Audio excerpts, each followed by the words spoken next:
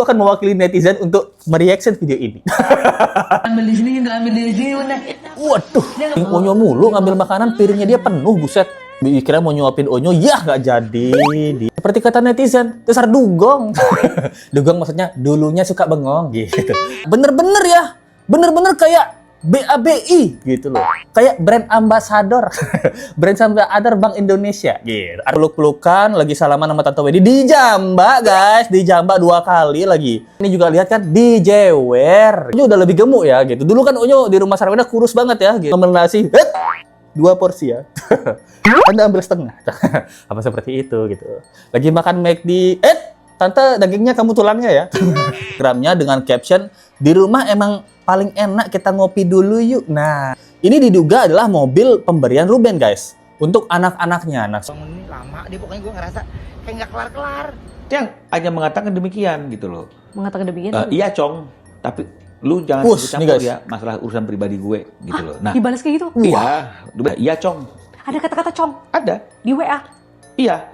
Bukti keserakahan adik Sarwenda, piring masih penuh, masih ngambil makanan Onyo, dasar buntal, butuh asupan empal. Loh. Jadi kita masih update kasus Sarwenda dan Ruben, yang dimana ada info terbaru, Ruben ini dipanggil Cong langsung sama Sarwendanya. Kemarin dia sempat ngechat ya di WA kalau nggak salah, atau di telepon, Sarwenda ini bilang, jangan urusin urusanku Cong. Buset. Coba ya, iya, Cong. Ada kata-kata cong Ada. di WA? Omongannya nyakitin banget coy. Dan juga ada beberapa kabar terbaru di mana Ruben ini ngupload videonya si CEO ya, Ceyani ikut Oyang. Ikut-ikutan syuting di rumah Oyang. Nah, yang waktu dia itu dapat endorsan Nescafe, nah, kopi udah di-post di Instagramnya Ruben. Ini heboh banget, guys. Jadi kita lihat dulu ya bagaimana si adiknya Sarwenda, si Wendy ini bikin salvok netizen yang diduga keserakahannya saat memakan makanan Onyo gitu. Waduh, ini juga dibilang di statusnya Onyo kemarin ya. Sebelumnya kita lihat dulu videonya supaya lebih puas ya. Let's go akan mewakili netizen untuk mereaction video ini. Kalian sudah siap? Siap-siap menahan amarah? Nah, kita lihat bareng-bareng. Dia dari tadi nggak ambil di sini, nggak ambil di sini, udah. Waduh, Dia nggak pernah nunjukin ini, nunjukin mulu. Kan itu mau dijilat. Jadi aku tahu ini tuh Selametan. si ciri kan. Tadi ini apa? oh ini dia lagi makan, guys. Tapi ini ada Di piring Onyo mulu ngambil makanan, piringnya dia penuh, buset. Udah diaduk. Onyo kasihan ya, udah kurus, makanya diambil. Yang sebelahnya nggak tahu diri. Nggak tahu diri, mungkin dia nggak kelihatan di depannya ada makanan gitu. Seenak-enaknya makananku lebih enak makanan orang. Apa seperti itu ya? Ini tangan bisa. Oh ini guys, Onyo udah hampir habis, masih dicomotin juga. Oh ini Onyo udah habis guys. Emang tadi mau makan. Terus Ini sosis kayaknya ya. Kira mau nyuapin Onyo, ya nggak jadi, diambil, dimakan dong. Nah, mantap, enak ya. Waduh, kalian lihat kan sampai habis makanan di piringnya Onyo. Makanan tantenya masih penuh. Waduh. Seperti kata netizen, dasar dugong. Dugong maksudnya dulunya suka bengong gitu. Mungkin bengong itu nggak lihat ada makanan di depannya ya. Dia, aduh aku dugong nih, dulunya suka bengong gitu. Jadi ngelihatnya yang ke kanan dulu. Apa seperti itu ya? Nah, ini pertanyaan kita semua ya. Soalnya banyak yang bilang kemarin ini, dasar dibilang buntal, itu butuh asupan empal. Ada yang bilang juga dugong, dulunya suka bengong. Kalau kita lihat komen-komennya, waduh, piring dia masih penuh, celingak-celinguk ngambil makanan Onyo. Berarti pertanda apa, guys? Pertanda lapar. Porsinya kurang gitu. Biasanya saya makan 4 piring nih. Kebetulan ada 2 piring. Mungkin untuk makanan Onyo untuk ganjel dulu. Untuk kenalan dulu sama lambung deh. Baru makanan saya terakhir gitu. Mungkin ini dia pertanyaan kita. Dan yang bilang juga, oh my god, so annoying. Ikut campur banget anjir, padahal di piring dia masih penuh makanannya. Ngerti kan sekarang sama makanan aja udah kelihatan, apalagi sama hal-hal yang lain. Nah, ini yang diduga sama makanan aja kok rakus, apalagi sama hal-hal yang lain ya. Sama hartanya Ruben, tuh, rakus juga untuk bantu ngabisin. Siapa tahu kan sama Onyo nggak bisa ngabisin makanan. Sini tante bantu, ngabisin seperti itu. Kok Ruben hartanya kebanyakan, nggak bisa ngabisin. Sini tante bantu. Terus juga mungkin bisa bantu ke Ruben kalau hartanya nggak habis-habis.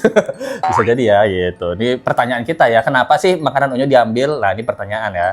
Ada yang bilang juga, bener-bener ya, bener-bener kayak BABI gitu loh. Kayak brand ambassador. Brand ambassador Bank Indonesia gitu. Artinya apa? BABI, brand ambassador Bank Indonesia. Artinya selalu menghabiskan rezeki yang ada gitu. Kebetulan kan makanan ini rezeki ya, mubazir. Kalau nggak habis mungkin dia takutnya seperti itu. Ada yang bilang juga, aku tipe orang yang kalau lagi makan nggak suka diganggu, apalagi makanan aku diambil kayak gini, langsung nggak selera makan. Nah, di tempatku namanya rakus guys. Waduh, kalau di tempat kalian namanya apa? Kalau di tempatku namanya maruk. Nah, makan sambil garuk-garuk. Garuk-garuk lambung. Maruk abis makan ambruk. Kekenyangan gitu. Jangan sampai ya. Nah, ini ada orang yang bilang gitu. Karena yang diduga saking keselnya ya, orang-orang melihat makanan Onyo diambil. Nah, soalnya kan dari statusnya Onyo kemarin yang ini, yang bilang bahwa diduga ada tuduhan Ruben itu yang mukulin Onyo, padahal nggak ada. Tapi Onyo bilang kalau tante gitu, Pak Ayah nggak pernah mukulin aku. Tapi kalau tante, tanda tanya. Nah berarti kan nih dia apakah ini memberikan petunjuk kalau tante pernah nggak mukulin aku atau melakukan kekerasan? Kayaknya pernah diduga. Salah satunya contoh video ini guys, yang ini guys. Ini ada Onyo lagi peluk-pelukan, lagi salaman sama Tante Wendy di Jambak guys, di Jambak 2 kali lagi. Di Jambak, bayangkan ya, ini Onyo lagi di pesta, di depannya ada Cici-Io guys. Nah. Dan di Jambak, maksudnya kan ini nggak etis banget ya. Onyo ini memang anak angkat, tapi kayak diperlakukan kayak ini, kayak putri salju itu. Ya kan, buset, di Jambak sama tantenya guys. Dan gak cuma di Jambak, ini juga lihat kan di Jewer gitu. Berarti kan main fisiknya tuh gak cuman dari Jewer, Jambak, kita nggak tahu lagi ya. Soalnya Onyo yang bilang ada petunjuk. Kalau tante gimana? Apa tanya-tanya. Berarti kan Onyo yang mengalami pernah diberi kekerasan fisik oleh tantenya sendiri. Nggak cuman kekerasan fisik, Onyo juga dibiarkan kelaparan. Makanannya diambil. Nah, ini kan jadi spekulasi netizen ya. Jangan-jangan 200 juta ini 100 jutanya buat makan siang keluarganya Sarwenda. Ini pertanyaan ya gitu. Karena kalau satu kali makan nggak cukup sepiring. Nah, karena kalau orang kaya kan sepiring porsinya kecil. Mungkin harus butuh 2 piring gitu. Nggak tahu juga. Kalau ada yang komennya pas dilihat Onyo di Jamba, ada yang bilang sakit hati nggak sih ketika kita di posisi Onyo sebagai status anak angkat tapi diperlakukan tidak baik oleh keluarga orang tuanya. Sakit hati banget sih. Sakit hati banget gitu, lihat tangan Sarwen seperti menghalangi biar nggak nyentuh Onyo gitu. Kalau dari video ini juga kelihatannya Onyo kayak dipisahin sama adik-adiknya ya gitu. Setelah perceraian, apalagi ada Cici-Io-nya ya. Nggak ngerti sih kenapa. Ada yang bilang jahat banget sih, kalau hal gini boleh dilaporin nggak? Ya Allah, balas dengan kebahagiaan dan kesuksesan yang melampaui harapan. Nah, itu dia guys. Menurut kalian, Pak, gimana pendapat kalian nih tentang tantenya Wendy gitu, yang sekarang jadi perbincangan netizen dengan video-video makannya ya gitu. Pantes bodinya bergizi ya, nutrisinya banyak gitu. Sekarang Onyo udah lebih gemuk ya gitu. Dulu kan Onyo di rumah Sarwenda kurus banget ya gitu. Apa makanannya diambil setengah apa gitu? Ini pertanyaan kita ya. Tiap mau makan, gitu. Onyo lagi mau ngemil nasi, 2 porsi ya. Anda ambil setengah. Apa seperti itu gitu. Lagi makan McD, tante dagingnya kamu tulangnya ya. Apa seperti itu, nggak tahu juga ya. Waduh, dan nggak cuman itu ya. Kelanjutan dari CEO kita, Ciyayo ikut oyang kita, itu udah disentil sama Ruben. Dari yang tayangan video ini guys. Mau ngopi di luar, tapi jalan macet. Malah bikin makin pusing. Emang paling benar recharge di rumah aja sih. Nah, itu deh guys. Jadi Ruben ngupload video ini di Instagramnya dengan caption, di rumah emang paling enak kita ngopi dulu yuk. Nah, sesuai namanya CEO, Ciyayo ikut oyang. Jangankan ikut numpang syuting, ikut minum kopi juga di rumah oyang. Masalahnya kan ini, kalau ada yang bilang kan titik terendah seorang CEO adalah diomelin sama yang punya rumah gitu. Emang enak gitu. Emang enak nyantai di rumah sendiri, apalagi nyantai di rumah orang. Yang kita anggap rumah sendiri. Apa seperti itu ya. Masalahnya kalau kalian lihat mobil putih ini, nah, mobil putih ini diduga adalah mobil pemberian Ruben guys, untuk anak-anaknya. Nah, soalnya ada video di mana Ruben itu pernah beliin mobil, nah mobil baru ini putih. Kalaupun benar yang diduga ini adalah mobil milik Ruben, bener-bener mau kondo dong guys, modal konsisten doang gitu, konsisten syuting gitu. Ya kan gitu kan, maksudnya yumah orang Rumah Ruben, nah diduga ya. Kalau mobil beneran mobil Ruben, numpang syuting juga. Nah, ini kan malu gitu loh. Post loh di Instagramnya Ruben, dan katanya video endorsannya kopi ini di tempatnya si Papio gitu, itu udah dihapus guys. Karena malu lah, karena apa lagi?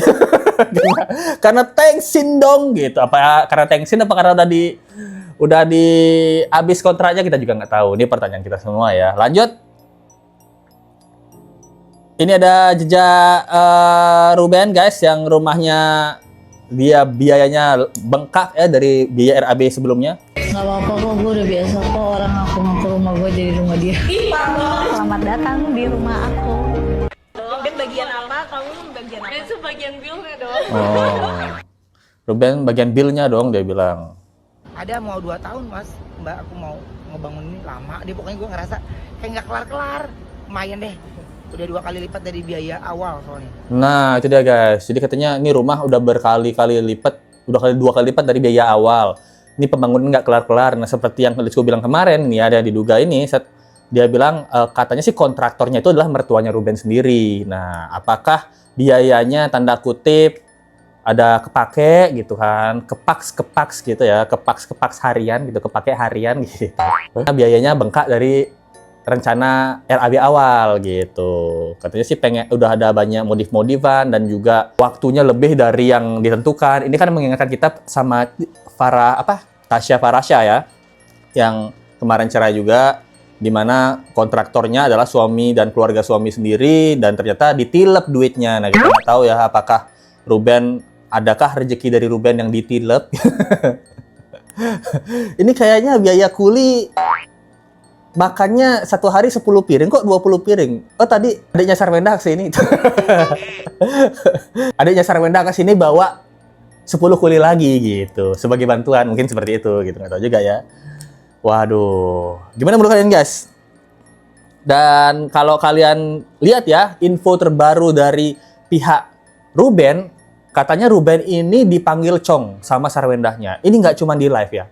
Ternyata waktu di chat atau di telepon itu dipanggil Chong langsung sama Sarwendahnya. Kalian harus lihat ini guys. Ini ngeselin banget sih. 100 juta per bulan itu. Kalau 200 juta itu kan tidak melulu hanya untuk anak. Ya, karena di situ ada gaji pembantu, gaji supir, semua masih ditanggung. Kantong sampah, plastik sampah, semua hal. Nah, dan itu juga kartu kredit.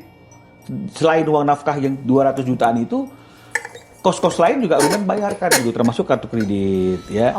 Belum lagi kalau misalnya anaknya mau nonton konser gitu ya, terus tiket-tiket pesawat segala macam ya. Semua. Itu semua masih Ruben yang tanggung. Dan Ruben juga bilang ada batasannya, karena bagaimanapun walaupun masih kecil itu anak saya anak perempuan. Iya. Ya, dan itu adalah laki-laki. Laki-laki ini juga belum memiliki status apapun dengan mantan istri saya, kan begitu ya. Nah, tapi artinya juga ini nggak diindahkan. Dan kemarin Ruben ngomong sama saya karena masalah di satu kamar, ini kan sebenarnya sudah nggak pantas ya di kamar gitu ya. Tapi rame juga sebenarnya. Ya di kamar tidur, ya walaupun rame kan, tapi di kamar tidur. Masa ada orang yang tidak punya ikatan apapun kita undang ke kamar tidur kita dengan alasan apapun? Cobalah kita semua nih. Nah, apalagi ketika kemudian ditunjukkan anaknya lagi pijak punggung gitu, ya. Dan orang-orang menilai karena wajah anaknya nggak happy. Dia juga sudah sampaikan hal ini langsung kepada S. Tapi nggak dibalas. S-nya hanya mengatakan demikian gitu loh. Mengatakan demikian? Iya, Chong. Tapi lu jangan ikut-campur ya masalah urusan pribadi gue gitu loh. Nah, dibalas kayak gitu? Iya, Ruben bilang begitu. Nah, sementara ya, Chong gitu. Ini kan bukan area pribadi.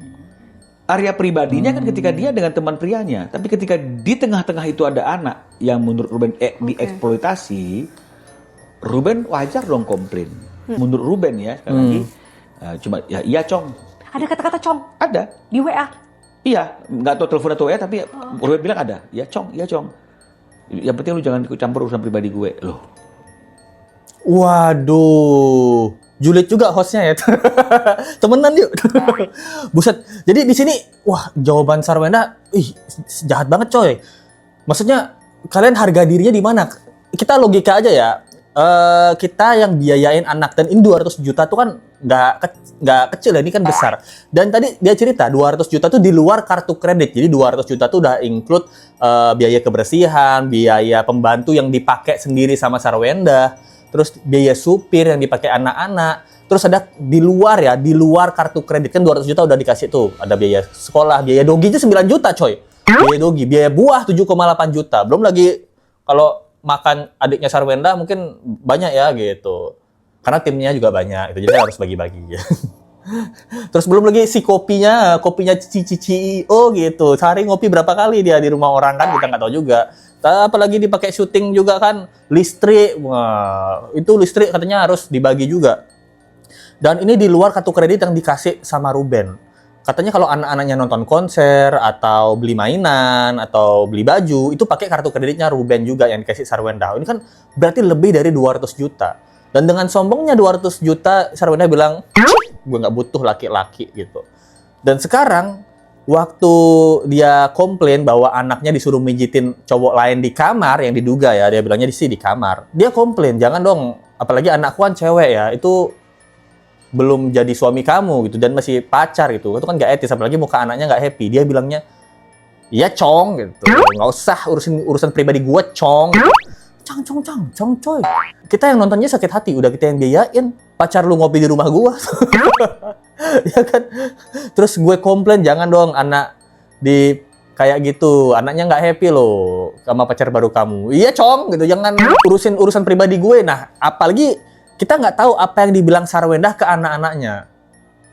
Misalnya nih, ini diduga aja ya, ini teori liar aja ya, diduga misalnya, Mah, Papa gimana kabarnya? Apa? Papa yang mana? Papa Cong.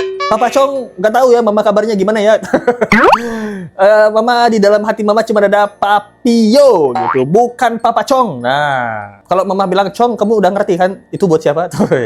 Seperti itu ya. Nah, ini pertanyaan kita semua ya. Gila. Kalau bener nih pernyataan dari kuasa hukumnya Ruben, ini sakit hati banget ya. Ada yang bilang juga ngeri banget jawaban si Sarwenda gitu. Serius dibalas begitu, sumpah jahat banget lah. Sarap emang sarapan bubur.